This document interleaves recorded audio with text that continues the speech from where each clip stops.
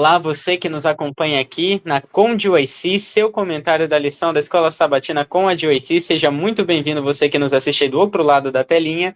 E cá estamos nós de novo com essas pessoas maravilhosas aqui, a Bruna e a Camille, que estão aqui nos acompanhando, né, para podermos tirarmos grandes lições dessa lição tão preciosa, né?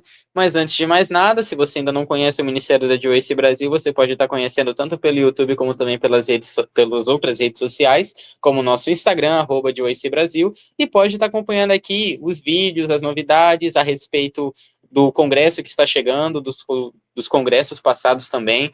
Fique à vontade, pois você vai ter muito conteúdo para se enriquecer. Além disso, compartilhe esse vídeo com seus amigos, afinal de contas, coisa boa precisa ser compartilhada. E se você, por acaso, não gosta dos conteúdos da Joyce Brasil, pega isso e manda para a pessoa que você mais odeia. Vai estar fazendo um favor a si mesmo e a essa pessoa. Veja bem, você pode ainda encontrar satisfação nessa atividade e nem vai ser uma coisa ruim. Olha só que maravilha. Que Deus seja louvado nas nossas vidas, né? E agora nós iremos fazer o comentário da lição de número 11, da lição jovem, né, que tem por título geral Sucessor, falando do livro de Josué. E essa semana nós vamos falar de uma renovação de compromisso, né?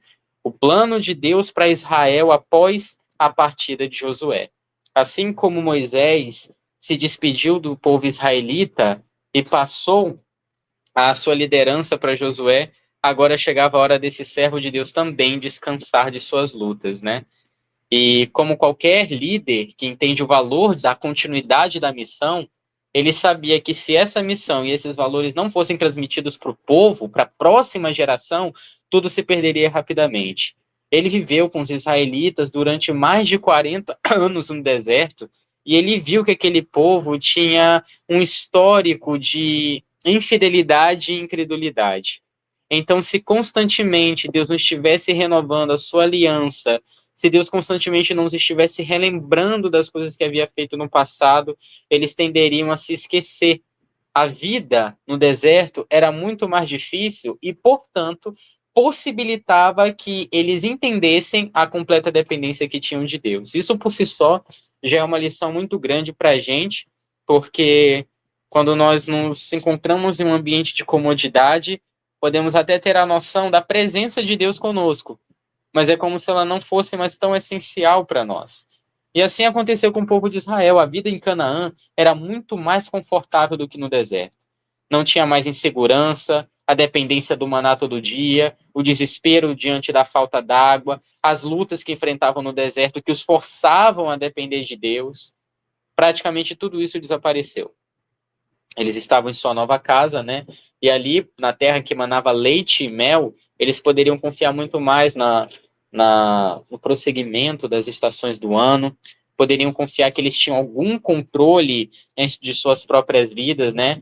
Definir o seu próprio ritmo, seu próprio destino nesse sentido, né? Mas foi justamente nessa comodidade que o perigo começa, né? E a lição diz que quanto mais controle sentiam ter, menos percebiam que precisavam de Deus. Ele ainda estava presente, claro, mas já não parecia mais tão assim, essencial. E Josué notou isso, esse contentamento com a conquista incompleta. Porque vejam, eles estavam agora mais estabelecidos em Canaã, mas ainda restavam alguns povos inimigos que precisavam ser vencidos. Eram poucos e eram considerados até mais inofensivos do que os que eles enfrentaram no passado. O descanso deles virou acomodação. Era mais fácil baixar a guarda, deixar as armas de lado e simplesmente conviver com os cananeus, ainda que Deus dissesse que isso não era uma opção, certo? Para eles era uma coisa tão pequena, mas para Deus, a menor dessas coisas, o menor dos ídolos acariciado no coração, a menor importância que se dá a qualquer um dos mandamentos do Senhor pode se tornar um grande perigo, né? O descanso vira acomodação, a paz conquistada se transforma em rotina, e Josué viu tudo isso e entendeu que o que estava em jogo era o futuro da nação. Por isso, em seus últimos dias, ele reuniu o povo e relembrou a missão que tinham e fez também um último apelo para os israelitas, que era o de permanecerem fiéis. dando um pouco mais a respeito desse contexto. E Josué, com certeza, olhou para o passado, né? Viu que aquele. E olhando para o passado, o histórico de Israel, ele olhava para o futuro, não tem como ficar muito animado com isso, não, porque vocês têm um histórico de serem crédulos e infiéis. Quando o exército do faraó nos encurralou mais de 40 anos atrás, vocês criticaram Moisés e, por consequência, o próprio Deus por tê-los tirado da escravidão. Quando Moisés demorou no Monte Sinai, vocês fizeram um bezerro de ouro. E mesmo depois de Deus ter proibido claramente a idolatria, fizeram toda uma caminhada com o deserto, com várias provas visíveis do cuidado de Deus, e uma geração depois, vocês voltaram a se acomodar. Em vez de concluir a missão que Deus havia dado, parecem satisfeitos com um trabalho inacabado. Isso é muito perigoso. Veja bem, aqui nós já começamos com a nossa primeira pergunta. Que lições podemos tirar sobre os perigos de deixar uma missão pela metade? Deus havia dado uma tarefa, mas os israelitas não a cumpriram com o devido êxito. Como que isso pode se demonstrar um risco para nós hoje? Eu acho que ela se torna um risco porque Deus não gosta de nada pela metade, meio do caminho. Ele quer algo completo, ele quer algo completo, né? Se ele quer algo completo, se a gente dá pela metade, então a gente não está sendo semelhante a ele, porque ele dá tudo por completo pra gente. Imagina se eu pedisse algo para Deus, que é muito importante para mim. Um exemplo. Ah, Senhor, estou precisando de uma roupa, um vestido. Aí o Senhor vai me dar só uma camiseta. Mas eu preciso do restante. Então não tem como. A mesma coisa é a gente não pode fazer algo pela metade. É muito ruim se minha mãe pedir para mim, Bruna, lave a louça. E eu vou lavo só os pratos e deixo o restante, ou não limpo a pia. Vai ser problema, não vai? Então, nós temos que pensar assim: se Deus nos convocou para algo, a gente tem que dar o nosso melhor. E se Deus fala assim na palavra dele, ó, façam aos homens como estavam fazendo também para Deus. Então, se a gente deve fazer as coisas para os homens, assim como nós fazemos para Deus, então não é algo barrelelo, é algo completo, é algo perfeito. Porque Deus é perfeito, Ele quer o que da gente? Também, algo perfeito, completo. Então, quando a gente deixa esses perigos de não completar uma missão que Deus nos pede, a gente vai estar em falta com Ele. Aí, se a gente continuar assim, sabe? Eu tava lendo um livro que é Ciência do Bom, não, Mente, Caráter e Personalidade, volume 2, que fala sobre que é pecado a gente se esquecer, porque isso é uma negligência. E quando eu me esqueço, o que acontece? Eu vou negligenciando também outras partes da minha vida. E isso vai fazendo o quê? Com que eu também esqueça de vencer certos defeitos de caráter em Cristo, é claro, que vão deixando para trás, aí no dia do juízo Deus vai falar assim: "Ah, servo vai separar os servos bons, né, dos infiéis, porque você não completou o que eu tinha pedido para você. Você fez não conforme a minha vontade, mas do seu jeito, o jeito do homem, que é de qualquer jeito." Então Deus pede pra gente não fazer pela metade as coisas, ser completos nele. E daí ele vai operando em nós a obra e a gente vai tendo a capacidade de cumprir tudo que ele pede pra gente, e não fazendo pela metade. E eu acho interessante porque o povo de Israel, eles estavam, né, lá na terra onde Deus tinha prometido para eles, mas Deus tinha pedido para que exterminasse qualquer coisa que fosse do mundo. E o que eles fizeram? Se acomodaram. Esse é o grande erro nosso. Não querer ter uma renovação da mente e entender que a gente precisa o quê? Lançar fora as coisas ruins. E o povo de Israel era um paralelo com Laodiceia, né? Eles estavam se achando, não, tá bom, não tem problema esse povo ficar aí do lado, esses ídolos. Não tem problema, eu tô rico, eu tô abastardo, né? Não tem necessidade de nada. Mas não, Deus o quer Deus quer que a gente seja verdadeiramente fiel a Ele e entenda que nós somos pequenos. E não podemos viver nessa mornidão. É uma condição.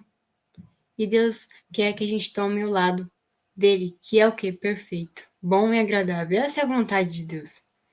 Então, que a gente possa tomar cuidado e cumprir por completo aquilo que Deus nos pede, nos ordena. Porque Ele nos dá capacidade. Não tem como a gente negar. Ele nos dá o poder. Se a gente negar, é porque o problema está em nós e não em Deus. Porque Ele é poderoso. Amém, Bruno. Realmente, né? A lição ali, ela deixa claro que a história de Israel, quando a missão não é concluída, as consequências elas logo aparecem, né? Então os israelitas eles deixaram ali os povos cananeus no meio deles, e isso abriu espaço para idolatria, para alianças erradas, enfraquecimento espiritual. Ou seja, né, missões feitas pela metade geram brechas. É a mesma coisa de, por exemplo, eu tenho uma playlist no meu telefone e aí eu falo assim, não, essa playlist aqui é para eu ouvir no meu dia, né, de trabalho, e aí eu coloco várias músicas da igreja, mas coloco uma ou duas músicas seculares.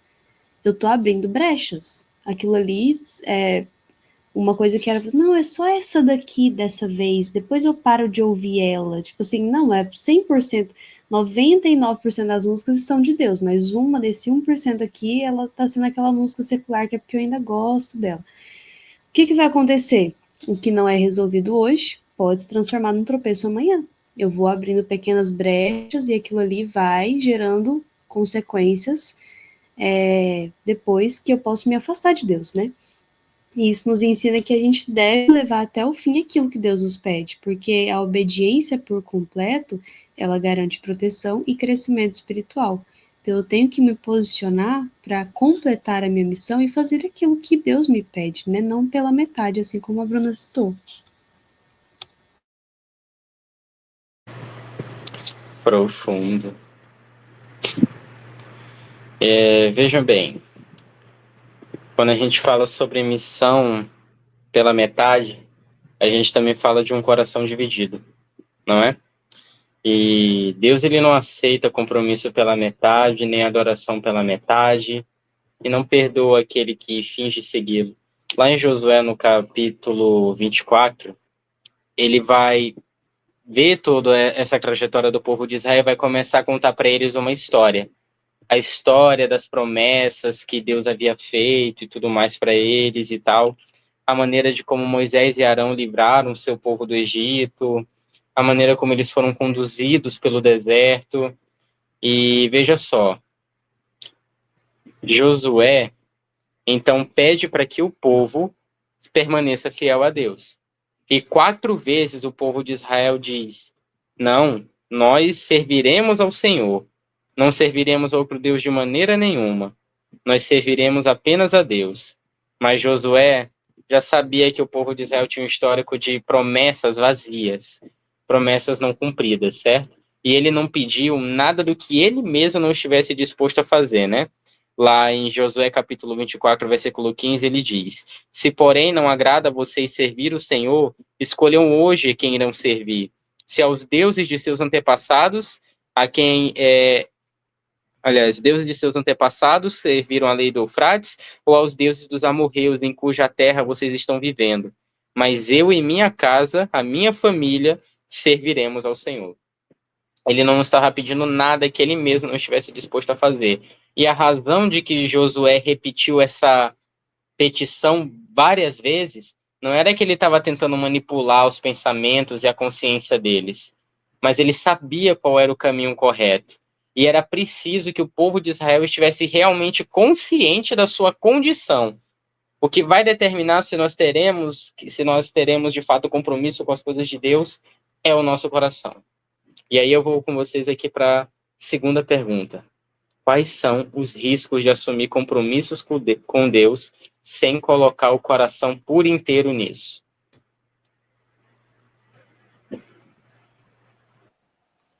Bom, o risco que a gente corre é perder o céu, com certeza, né? Porque se Deus quer a entrega nossa completa, é porque Ele quer o nosso bem, quer que a gente seja feliz por completo. Porque quando como o exemplo que a Camille deu pra gente.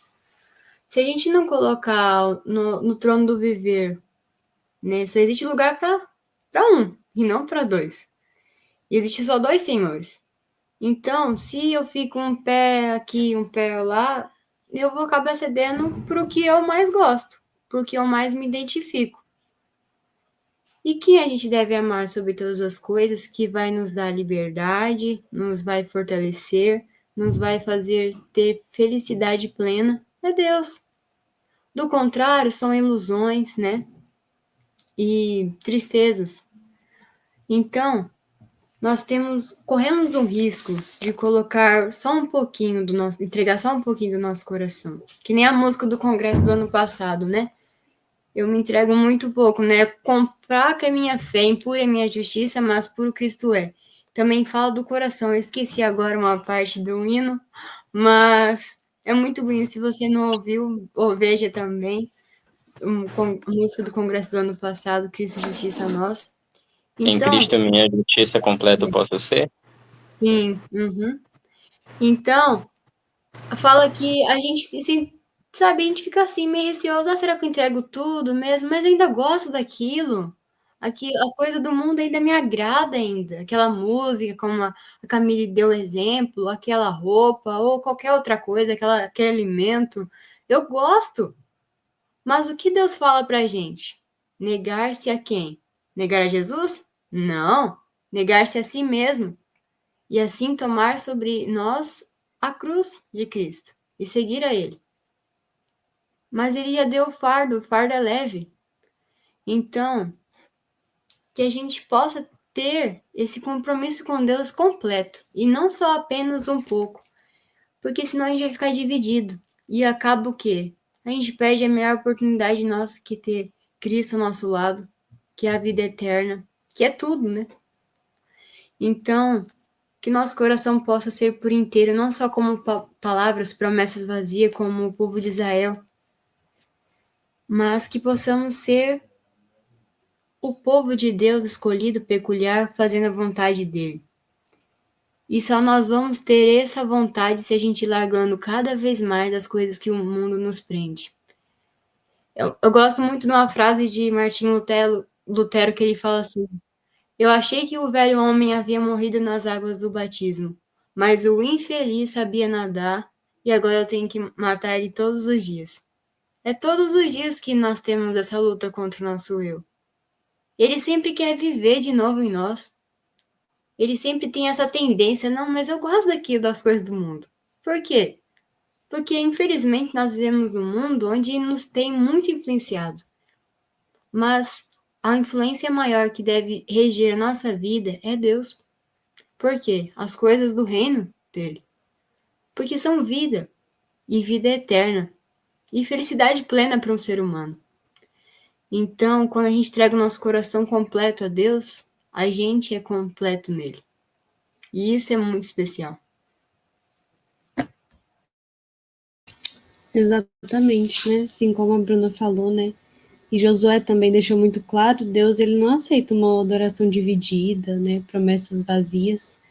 É um compromisso superficial ali com Deus, ele nos leva à hipocrisia espiritual. Dizer que a gente serve a Deus, mas a gente mantém ali nossos ídolos, né, escondidos no nosso coração, né?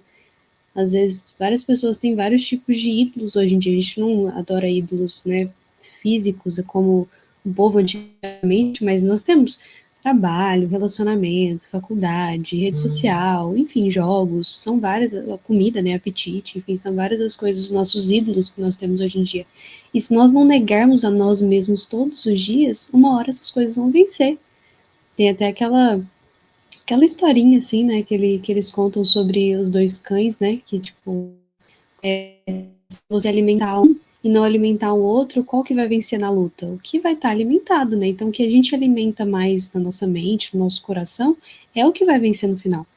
Então, essa questão, isso enfraquece a nossa fé, né? Isso gera um auto-engano, como aconteceu até e acontece com Laodiceia, que somos nós hoje em dia, aconteceu com Laodiceia, a igreja de Laodiceia lá atrás, e isso acaba resultando no nosso afastamento progressivo de Deus. Isso é muito perigoso. Deus nos diz para nós negarmos a nós mesmos, pegarmos a nossa cruz e seguirmos a Ele. Ele não disse que seria fácil. Ele falou, no mundo tereis aflições, mas tem de bom ânimo, eu venci o mundo. Nós sabemos que vai ser difícil, mas a nossa luta todos os dias é essa, negar o nosso próprio eu e seguirmos a Cristo, para que nós colocarmos nosso coração inteiramente à disposição de Cristo, entregarmos nós verdadeiramente a Ele. Senhor, tira isso do meu coração. Eu realmente tenho que lutar contra isso todos os dias, mas eu não posso vencer, mas eu sei que tu podes vencer, então me dá a força para vencer aquilo. E por meio disso termos a fé de que Deus já nos deu a vitória. Muito bem. E também precisamos lembrar de que Deus, ele gosta de fazer obras inteiras, né, completas. E tendo completado o Senhor no 7º dia sua obra que tinha feito. Mas eu também gosto muito do que diz lá em, se eu não me engano, Filipenses 1, verso 6, que fala: estou convencido de que aquele que começou boa obra em vocês há de completá-la até o dia de Cristo Jesus. Tudo começa com a obra de Cristo no nosso coração, e essa obra precisa ser completa. Vocês se lembram da história de Salomão e as 2 mulheres e o bebê? Vocês sabem por que a outra mulher ela queria que o bebê fosse cortado ao meio, mesmo reivindicando que ele era filho dela? Porque ela sabia que um filho dividido é a mesma coisa de um filho morto. Uma queria o bebê por inteiro, a outra queria apenas uma parte. Deus nos quer por inteiro. Satanás quer apenas uma parte, porque sabe que um filho dividido é a mesma coisa de um filho morto. Então precisamos ter compromisso total nas coisas de Deus. Caso contrário, nossas obras também serão obras mortas, não provindas de fé. Pois a fé, ela também nos completa. E agora nós passamos para um momento muito especial, que é o nosso momento da Dica de OIC.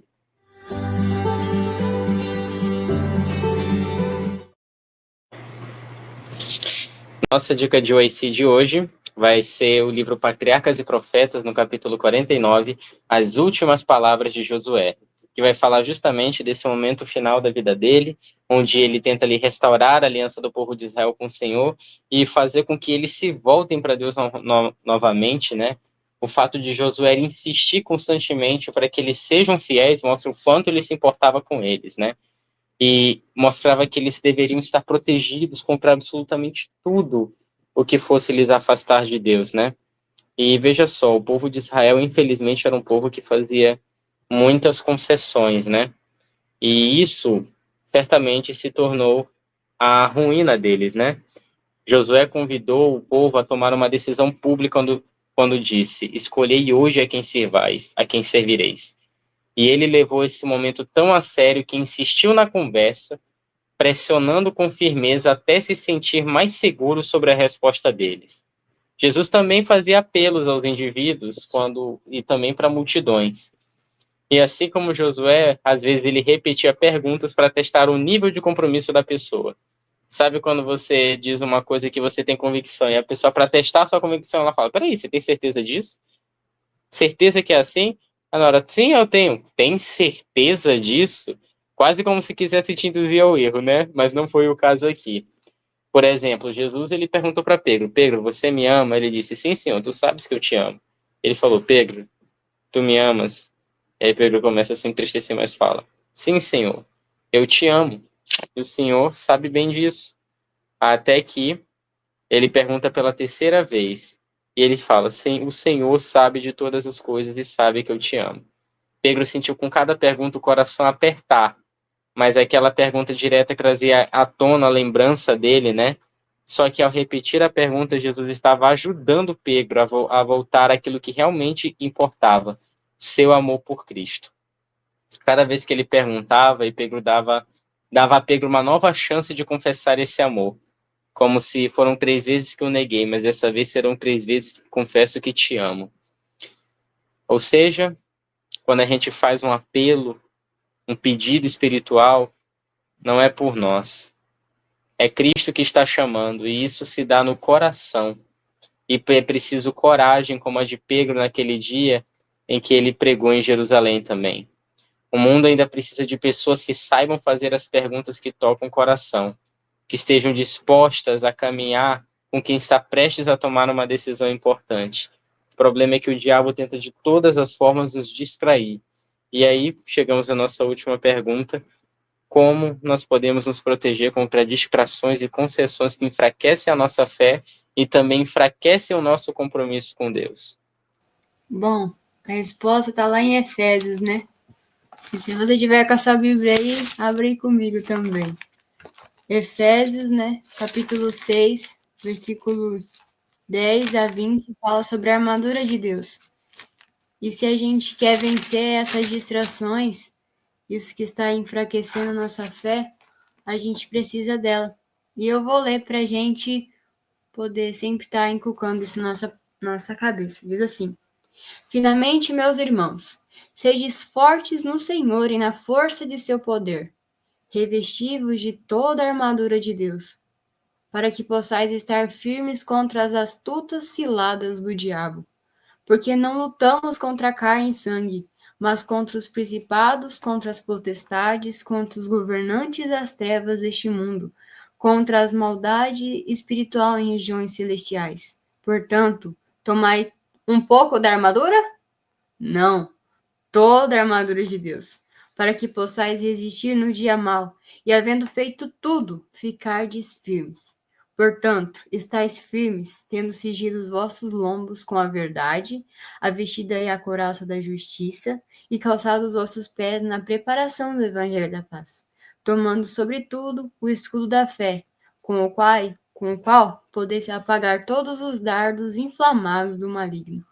E tomai o capacete da salvação e a espada do Espírito, que é a palavra de Deus, orando em todo o tempo, com toda a oração e súplica no Espírito, e vigiando nisso com toda a perseverança e súplica por todos os santos. E por mim, para que a palavra seja dada, para que possa abrir a minha boca ousadamente para fazer conhecido o ministério do Evangelho, pelo qual sou embaixador em cadeias, para que possa falar dele ousadamente como me convém falar. Então, para a gente vencer, a gente precisa estar com essa armadura de Deus. As distrações vêm, sempre vão existir, porque Satanás não brinca. Um momento a gente está enfraquecido por falta de confiança em Deus, outro momento ele coloca outra prova para a gente, provando a nossa fé se nós cremos em Deus como o dia do Senhor ou tantas outras coisas. Mas a gente tem que estar revestido dessa armadura.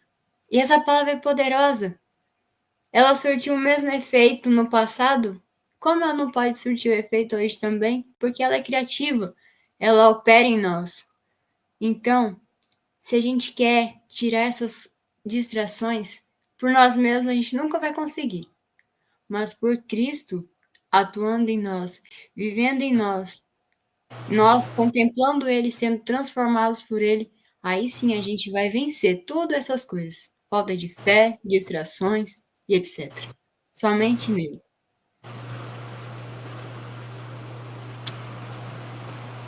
Amém. Igual a Bruna falou, né? Somente em Cristo nós podemos vencer. Então, nós temos aí que manter uma vida diária de comunhão constante com Deus, né? Oração, leitura da palavra, dependência diária mesmo dele, entendermos que nós só estamos aqui hoje pela misericórdia de Deus, né? Nós devemos também reconhecer que às vezes, muitas vezes, né, o conforto e a paz e aquele momento que nós temos que nada está acontecendo pode nos distrair demais, né? Porque a gente tá ali na bonança, às vezes a gente não lembra de Deus, a gente fica ali, ai, tá tudo tranquilo, nada tá acontecendo, tô vivendo minha rotina, minha vida, trabalho, faculdade, igreja, e a gente tem que se atentar a essas situações que acontecem para não acabar igual o povo de Israel estava, né? Eles estavam totalmente ali ficando já na zona de conforto, digamos assim, né?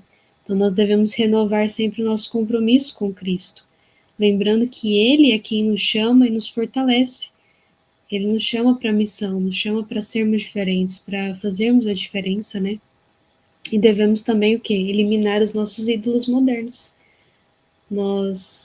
Esses ídolos modernos, eles competem muito com as nossas prioridades em relação a Cristo, né? E sejam hábitos, sejam prioridades, outras prioridades, relacionamentos, assim como eu havia citado, né? Nós devemos entender que Cristo deve ser o primeiro em nossa vida. E assim como Josué disse, né? E apelou para que o povo permanecesse firme, nós também precisamos decidir diariamente: eu e minha casa serviremos ao Senhor. E assim, não deixar que essas coisas enfraqueçam a nossa fé. E lembrando de que todo soldado que veste uma armadura está pronto para a batalha. Todo soldado precisa estar vigilante. Vigiai e orai para que não caiais em tentação. Se o povo mantivesse os olhos fitos em Deus, nas promessas do Senhor, nos feitos dele do passado, quando tudo que vissem fosse Deus, fosse Cristo, estariam seguros. Pois ele é a rocha da nossa salvação, né? Amém. E ainda que passassem por dificuldades, o Senhor garantiria sua presença em todas elas, como é conosco hoje. Pois muito bem que a nossa fé seja fortalecida dessa maneira, e assim como Josué, nós e nossa família sirvamos ao Senhor. Que o nosso exemplo ele possa alcançar muitas pessoas, pois da mesma maneira nós fomos alcançados em outro momento. Você que está aí do outro lado da tela, essa mensagem é especialmente para você. Nós estamos diante de grandes batalhas, então não veja aquelas pequenas coisas como tão pequenas. Não faça como o povo de Israel, que estava satisfeito com uma missão inacabada. Nós precisamos olhar constantemente para o próximo alvo, para frente, e não nos apegar nem mesmo às vitórias do passado. Por mais que elas sirvam para nos lembrar, para nos consolar, para nos ensinar, não são elas que garantem as vitórias futuras. Continuaremos sendo atacados e bombardeados por todos os lados. Mas estejamos confiantes de que o Senhor é a nossa força e é Ele quem nos guarda. Se você nos acompanhou até aqui, eu peço que, por favor, você conheça mais do Ministério da GYC Brasil, tanto aqui pelo canal do YouTube, como nas outras redes sociais, como o nosso Instagram, @GYC Brasil, e que você também compartilhe esse vídeo com todos os seus amigos, até com aquela pessoa que você não gosta, porque aí você está sendo abençoado e está abençoando outra pessoa também. Quebre esse orgulho, meu irmão, ou melhor, já que se você não gostar desse conteúdo e achar que isso vai prejudicar mesmo aquele amigo, manda, meu amigo, manda, que Deus usa tudo, né? Quando Deus manda, até o diabo obedece. Então, se você nos acompanhou até aqui, que Deus abençoe a sua vida, né? E que você também não esqueça dessas preciosas lições. Vamos fazer uma breve oração. Querido Deus, Pai amado, obrigado, Senhor, por nos ensinar que em Cristo Jesus está a nossa força. Nos ajude a confiar em Ti, meu Deus, e depositar toda a nossa confiança, depositar todos os nossos temores, as nossas ansiedades e também toda a nossa esperança em Ti. Esteja com cada um de nós e com cada um que nos acompanhou até aqui, em nome de Jesus. Amém.